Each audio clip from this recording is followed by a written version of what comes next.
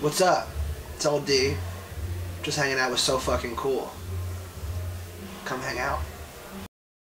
Alright, So Fucking Cool here with Lil Dicky. How you doing, brother? I'm great. How are you? Good, good, man. I see you just got your tour just kicked off. Yes, sir. Where were we? Detroit last night. No, where were we last night? Toronto. Toronto. Oh, yeah? Turned around. Yeah, Toronto. So now we're in Buffalo. Right, right. Very short drive. Not bad, about an hour and a half. Yeah. Breeze through Border Patrol. Yeah? A breeze? It was a little more difficult on the way into Canada. Really? Yeah, well, that always is, man. You know what I mean? Yeah. We're not afraid to take our money once we get there, though, you know? Yeah, for sure. Right? Yeah. Now, you started off originally, you were out in California, you worked for an ad agency, and from what I understand is one of your market reports turned into kind of like a rap video. Yeah, so like every few months I had to make a report on Doritos chip sales. Okay. And like they were like a painfully boring report. It was like a 10-page Word document. Right, right. But like that, I was like the lowest level on like the totem pole at my agency. Like I had like the lowest. I was like the little bitch of the agency. But this report went to everybody who worked in the Doritos account. So like all the way up to like partner level. So I was like, and I was the one who would put together the report. So I knew it was like a really good opportunity to like show, like they would never know who I was if I just kept sending this report. Right, right. So I made it a rap one time, and then everyone was like, whoa, like what, who the fuck is that guy? Okay. And then I ended up switching actual jobs at my agency. Like I was working on the account side before, and then via that rap song I went to the creative department. Very cool. And then like it was working in the creative department where like, I started making commercials and just saw how easy it was to like make things these days. Right, right. And then I thought, what if you applied this very principle to your own absurd thoughts? And I was like, let's be a rapper. Yeah, for sure. Yeah. Sorry, that was a long-winded answer. No, that's cool, man. You know. So, you went ahead, you did the ex-boyfriend video. Yeah. And it just blew the fuck up, man. Like yeah, a day million one. hits overnight, right? Yeah, first day. That had to be a great feeling. It's the best day of my life. For sure. I don't think I'll ever have a better day. I'd be sitting there all day like fucking just click, click, click, refresh. I don't think I'll have a better day. Yeah, for sure. Because it really feels like you think one thing about yourself borderline your whole life, and then like you actually test it for the first time, and then day one you feel validated. Yeah, definitely, man. I mean, you got to think about it. Years ago, you have an opportunity that no one else had. Years ago, fucking rock stars, rappers, whatever they're going to be, they went out and they had to go and fucking hand out tapes. I know. This, that shit. You know what I mean? Like, I couldn't be happier with the era in which I was born. Yeah, for sure. I need this exact time period to really do what I don't think I would have been able to do this 10 years earlier. No, definitely not. Yeah, definitely not. Yeah. I would have hoped that I would have figured something out. You would have, you know what I mean? It was just a different, not the way that you did it. It would have been a lot harder. Better way to say it. Yeah, I agree with that. And it would have relied a lot more on chance. Like I could have had the talent, I think, back then, and maybe never have had the opportunity. Exactly. Nowadays, you can really make your own opportunity. For sure. Which is awesome. Now, I mean, you put a video out and fucking, you're getting at least a couple million hits every single time I turn around and looking at your shit. I know, it's great. That is amazing, man. It's awesome. No, I put a lot of thought and energy and time into the music video. I really value that art form. Yeah, definitely. A lot of my songs are stories too, which just listening to it is only like one sensory way of like appreciating the story. Like so when you can add an element to it, I always feel it helps the entire like vision. Right, right. So I put a lot of time and energy into them. So I'm happy that people seem to enjoy them. They enjoy them so much that the fact you did 15 videos and all of a sudden you said, you know what, guys, you want this shit to continue? Yeah. Start kicking me some cash. Yeah. Right? For sure. First off, I love the way you transition. Like it's really you're telling the whole story in like a great way. Right, right. I did a Kickstarter. Yeah. And you wanted what, 70 grand? You ended up hitting with like 115. Yeah. That's how much people wanted to see that shit keep on going. I know, it's fantastic, and that's how I paid for my whole album. It's awesome. Like it really is.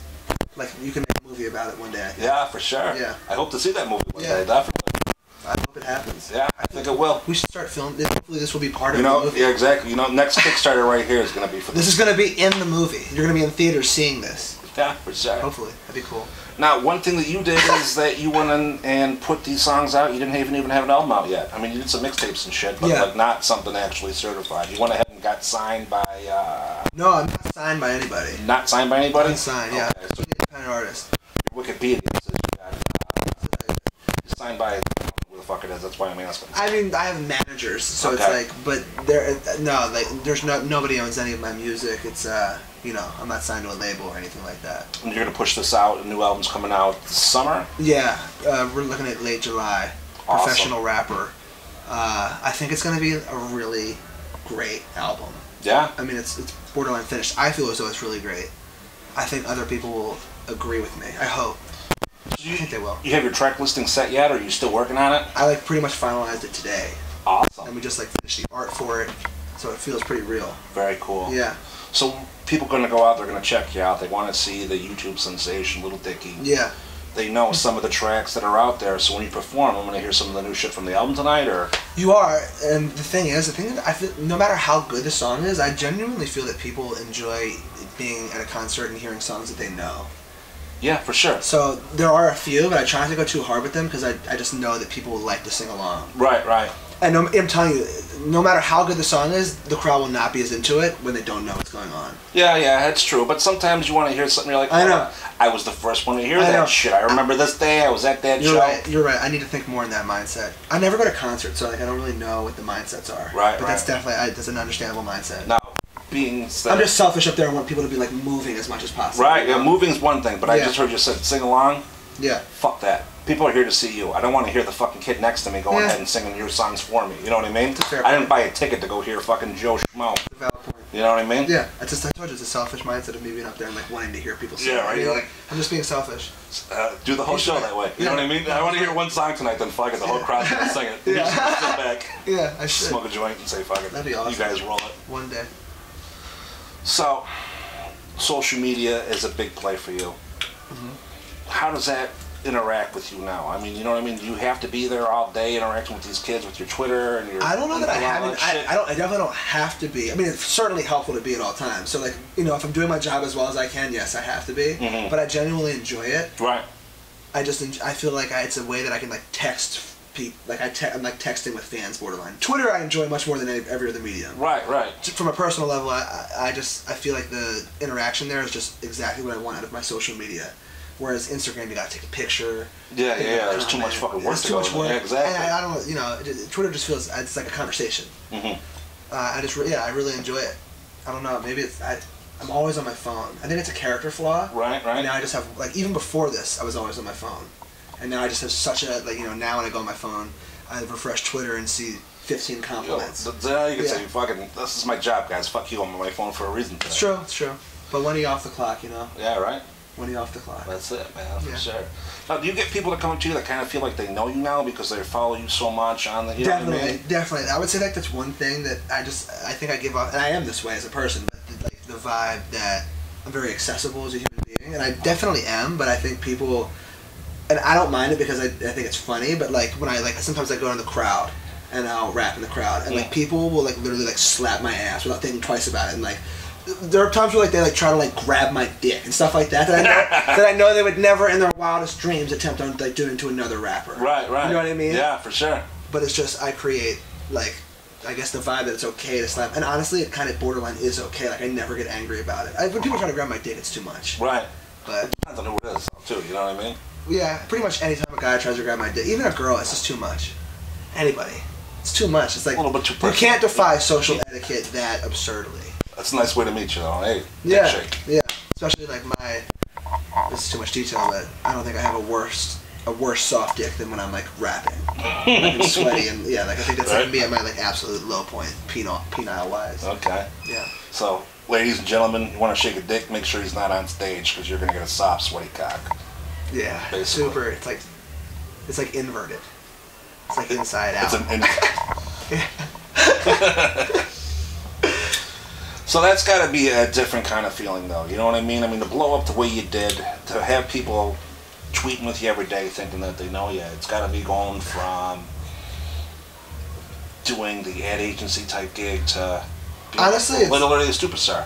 Yeah, it is an amazing feeling. Like I said, I feel like I felt a certain way about myself my whole life, and it's one thing to feel that way, and like I'm just really. I think if it didn't work out this way. I would have felt really devastated deep down in some way. Like I don't think I would have ever been really satisfied. I would have, you know what I mean? Right.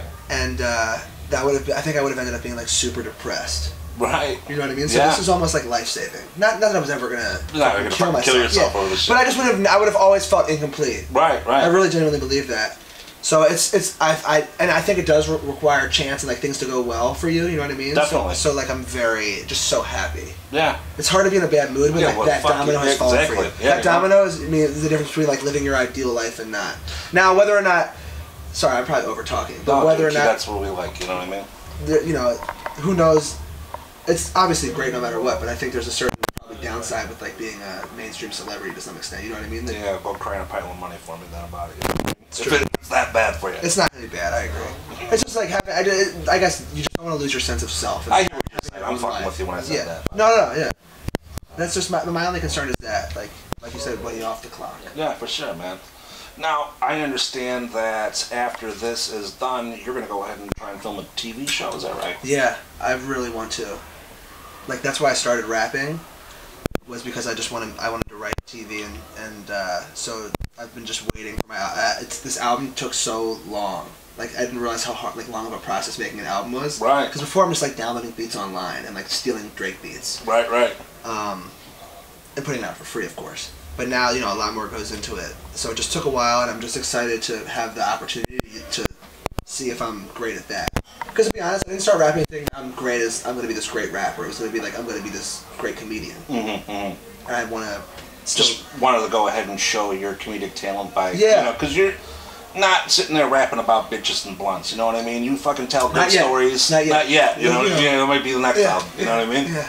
No, yeah, I rap. Yeah, I try to. Being funny is, I guess, my biggest skill as a human being. I think. Right. So I'd be wasting my biggest differentiator if I wasn't using that. Now you mentioned that you're giving out for free, but you got to think this day and age, man. Like, even when you put it out, these fucking kids are gonna go ahead and download that shit one way or another. Illegally. So yeah. Yeah, and to be honest, I'm not in it. Like I said, this for the money. Really, but it still is a job for you, though. You know what I mean? It's a job, but I mean, realistically, I'm going to be able to support myself pretty happily, assuming this works out. Right. You know, if a rapper is able, if you're rapping for a living, it's usually working. It's not just like barely working. No, yeah, exactly. Yeah, it's usually like really working. You don't see no halfway. Yeah, exactly. So if if it continues to work, I just think the money will take care of itself. I just want to see where I can take it. Like I said, it's all about finding this sense of you've given it your all. And where does that lead you to? Right. I'm just genuinely curious. Now, TV show-wise, what are you thinking about doing? You got like an idea? For sure.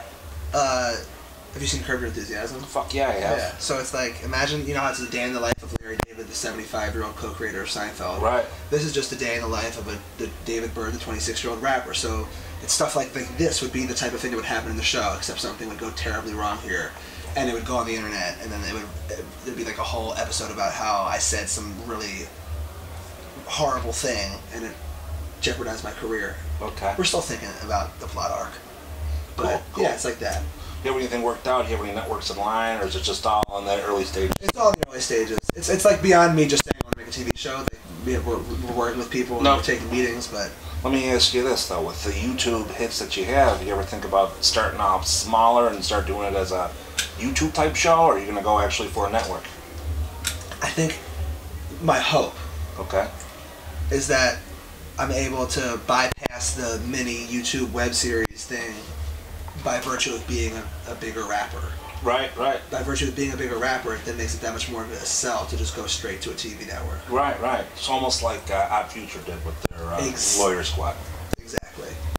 I think, you know, if they weren't rapping, that would have probably started off as a web series. Yeah. Or a great web series.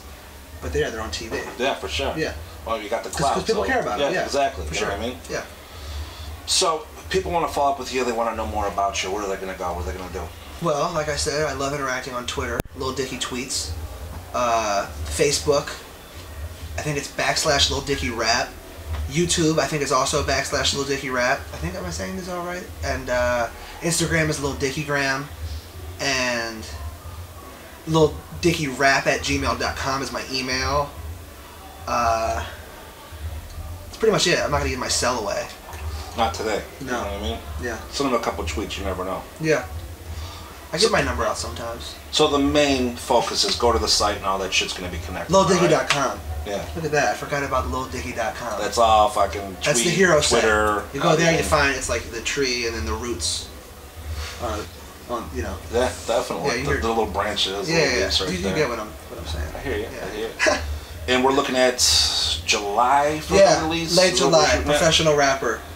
And we're going to see that in stores, iTunes, Amazon, all that shit. You're darn right you are. All right, so we're going to go to Lil Dicky. We're going to get it from there. We're going to make sure we don't download that shit. We're actually going to buy it for them. That would be great. I mean, I wouldn't argue with that line of thinking. Yeah, but even just spreading the word would be appreciated. The tour's going to go on for how long? What we got left? We just started. A month. June 18th. Okay. We're in night 3 of, I don't even know, 20? 17. This is your first major tour, right? No. Not really? First headlining then? Well, it's hard to say, like, what's a tour. I guess this is a third leg of my first tour. Okay. But, like, I've been, like, a year ago I did the same thing. I was, like, on the road for a month. Right. Are they a part of the same tour? I'm not sure. I don't know the definition of a tour. Yeah, you could take a little bit of time off. We're definitely branding it as the same tour. Like, we're calling it the Professional Rapper Tour. Well, think about fucking Motley Crue is on their final tour for the 2 years now, right? You know what I mean? Yeah. Okay. There you go. That's first tour. Yeah. All right, man. I appreciate your time. Dude, great meeting you. Looking forward to the album coming out mid-July. And good luck with the future. I want to see that TV show, man, for sure. Love to have you in it. I definitely would love that. Yeah, let's do it. Cool. See you guys. All right, man, I want to thank you for being a great guest on the show. I actually got a gift for you. This is the Image Portable Vaporizer. You just busted this out. I had no idea this was coming. Yeah. This is a genuine surprise. This is great. Yeah, man, enjoy it. Thank you. I really appreciate it. I'm going to use it. Good, use it. It's probably better for me. Wax, you can put in dry herb, whatever you want to do. It's all in there. Yeah. This is going to come in handy. Cool. Enjoy. Thank you. Yep.